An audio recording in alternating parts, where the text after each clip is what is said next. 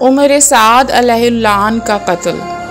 جب بہت سے قاتلان حسین کی روح و جسم نجس سے زمین کو پاک کر لیا تو ایک روز حضرت مختار نے دربار میں کہا کہ آج میں اس ملعون کے وجود نجس سے زمین کو پاک کروں گا جس کے پیر بڑے اور آنکھیں دھسی ہوئی ہیں اور ہونٹ موٹے ہیں۔ وہ ایسا شخص ہے جس کے قتل سے مومنین و فرشتے خوش ہوں گے۔ اس وقت دربار میں حیثم نخعی بھی موجود تھا۔ جناب مختار سے یہ سن کے وہ سمجھ گیا کہ اس کلام سے جناب مختار کی مراد ابن سعد ہے۔ اس نے اپنے لڑکے اریان کے ذریعے سے عمر سعد کو یہ خبر پہنچا دی۔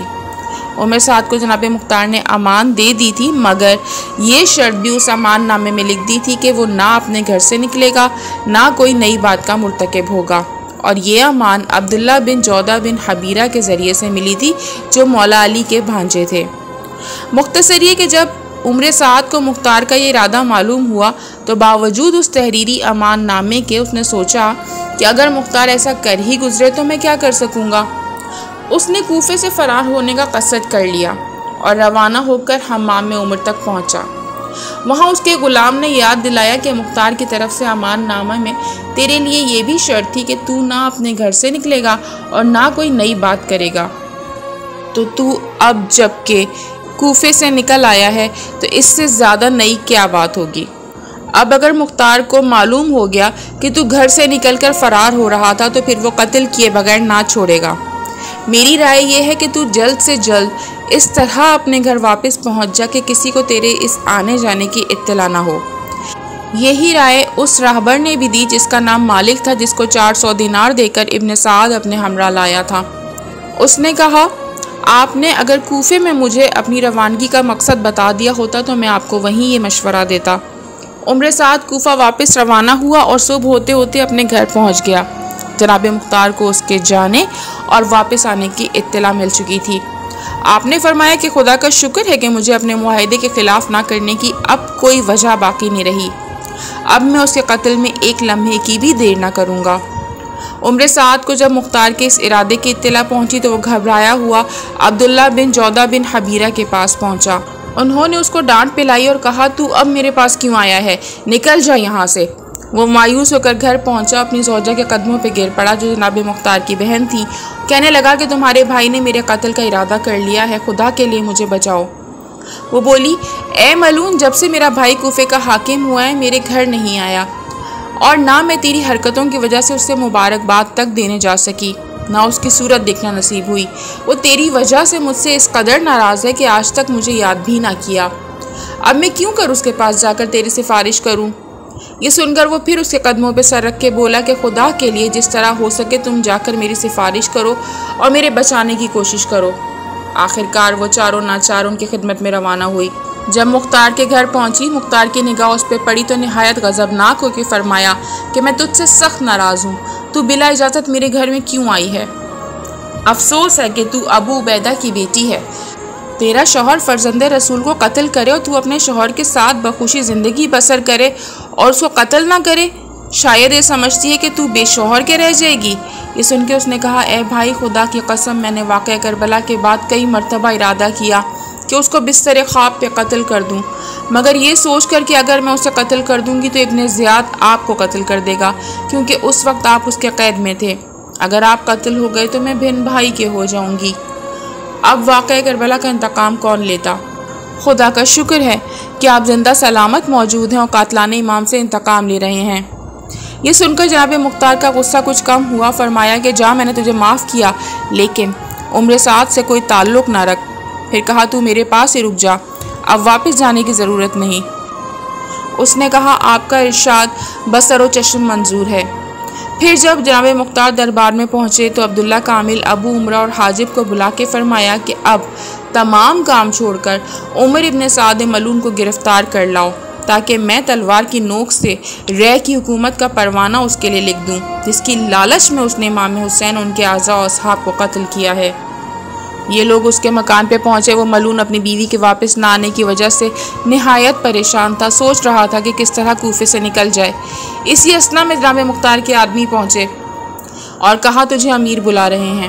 عبداللہ کامل سے اس نے کہا کہ جس قدر دولت میرے پاس ہے لے لو اور مجھے مختار کے پاس نہ لے چلو اور کسی طرح مجھے کوفے سے باہر نکال دو۔ عبداللہ نے کہا تو اس قدر کیوں گھبراتا ہے؟ اس نے کہا امیر کا ارادہ میرے حق میں اچھا نہیں ہے۔ عبداللہ نے کہا تجھے ایسا گمان کیوں ہو رہا ہے؟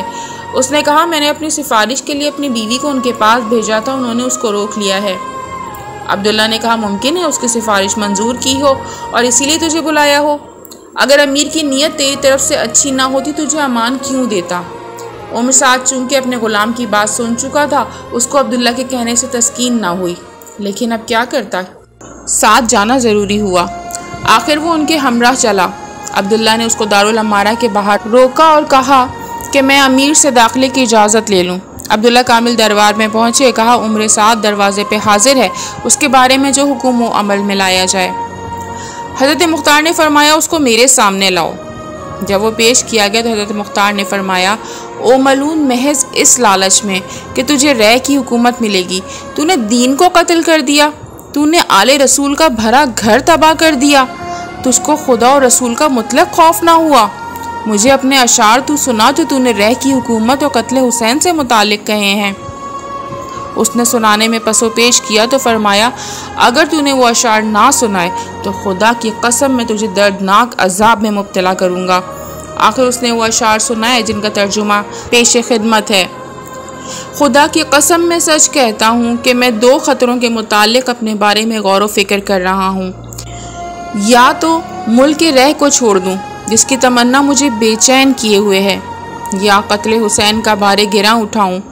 جانتا ہوں کہ ان کے قتل سے اس آگ میں جلنا پڑے گا جس کے درمیان کوئی حجاب نہ ہوگا، لیکن ملک رہ میری آنکھ کی ٹھنڈک ہے۔ حسین میرے چچا زاد بھائی ہیں اور حوادث کی کوئی حد نہیں۔ مجھے اپنی جان کی قسم میں جانتا ہوں کہ حسین کا قتل میرے لیے آتش جہنم کا پیغام ہے۔ مجھے امید ہے کہ میں کتنے ہی عظیم گناہ کیوں نہ کروں، رب عرش عظیم مجھے معاف کر دے گا۔ میں یہ بھی سمجھتا ہوں کہ دنیا کی لذت موجود ہے اور آخرت کے وعدے بات کے ہیں، اور عاقل کا کام یہ ہے کہ ادھار کے وعدے پر نقد کو ترک نہ کرے۔ لوگ کہتے ہیں کہ بے شک اللہ نے جنت و نار کو پیدا کیا ہے اور طرح طرح کے عذاب، بیڑی و ہتکڑی تیار کی ہے۔